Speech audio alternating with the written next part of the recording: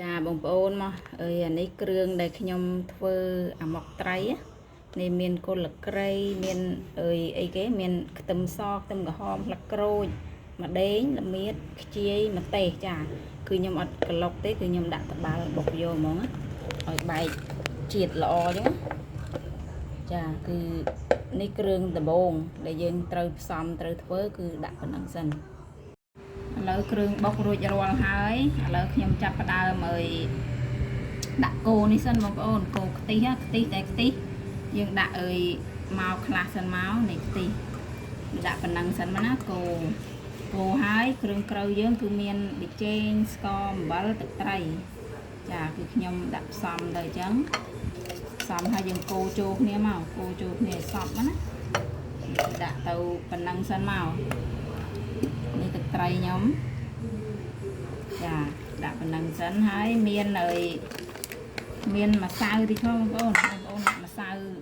ម្សៅពោតទៅបន្តិចទៅដើម្បីឲ្យវាស្អិតសាច់ត្រីជាមួយគ្រឿងយើងចូលគ្នាអញ្ចឹងណាចាយើងដាក់ចំបល់អញ្ចឹងមកចំបល់ជាមួយខ្ទិះដូងមួយគ្រឿងនៃសពហើយគឺយើងចាក់ត្រីយើងចូល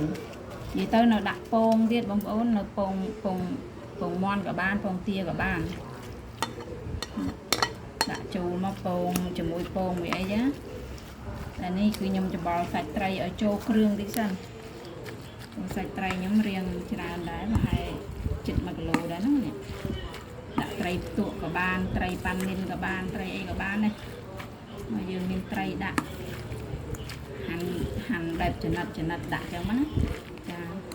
ហើយនេះខ្ទិះដូងរៀងអត់សូវនេះខ្ញុំដាក់ថែមតិចសិនដាក់ថែមតែខ្ញុំទុកខ្ទិះខ្លះដើម្បីខ្ញុំយកទៅស្រោចពីលើពេលដែលយើងចំហុយឆ្អិនណាចានេះខ្ញុំថែមតិចទៀតដើម្បីឲ្យឈ្ងុយសាច់ត្រីនិងគ្រឿងនឹងជាមួយគ្នាចានេះទៅនៅអាត់បងប្អូនគឺដាក់ច្បល់ទៅមកហើយយើងទុកអីច្បល់ឲ្យចូលជាតិចឹងហើយចាំយើងដាក់ពងទៅជាមួយទៀតចឹងទៅដើម្បីឲ្យតែផ្អាប់សាច់ត្រីនេះឲ្យចូលជាតិតិចសិនណាពងហ្នឹងដាក់ដើម្បីឲ្យឈ្ងុយបងប្អូនចង់ដាក់ក៏ដាក់ចង់ដាក់អត់ទៅតែខ្ញុំដាក់ហើយចាបងប្អូនមកឥឡូវខ្ញុំឆ្អិនហើយខ្ញុំដាក់ចាប់ផ្ដើមដាក់អីខ្ទិះតែខ្ទិះនេះខ្ញុំដាក់នេះបន្តិចណាដាក់អីម្សៅពោតគោជាមួយតិចយើងកុំដាក់នេះដាក់អីថាខ្ទិះដូងសុតចឹងវាធាទឹកអញ្ចឹងដាក់ចឹងដាក់ដើម្បីឲ្យចុចហូបជាមួយទៅបែបឈ្ងុយឆ្ងាញ់អញ្ចឹងខ្ទិះដូងខ្ញុំនេះគោដាក់អំបិលប្រៃតិចអញ្ចឹងនេះដាក់អញ្ចឹងហើយ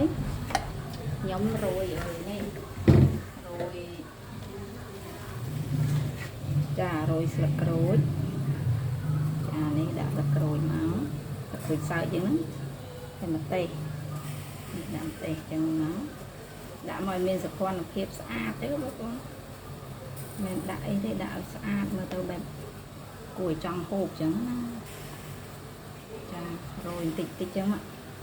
ស្លឹកក្រូចនេះក៏យើងហូបផ្ទាប់ប៉ះតិចអញ្ចឹងគឺឆ្ងាញ់បែបឈ្ងុយហ្មងបែបដាក់មកវាចាប់គ្នាហូបទៅនេះដាក់តិចអញ្ចឹងមកហើយកតូងខ្ញុំអត់សូវស្អាតទេបងប្អូនអើយ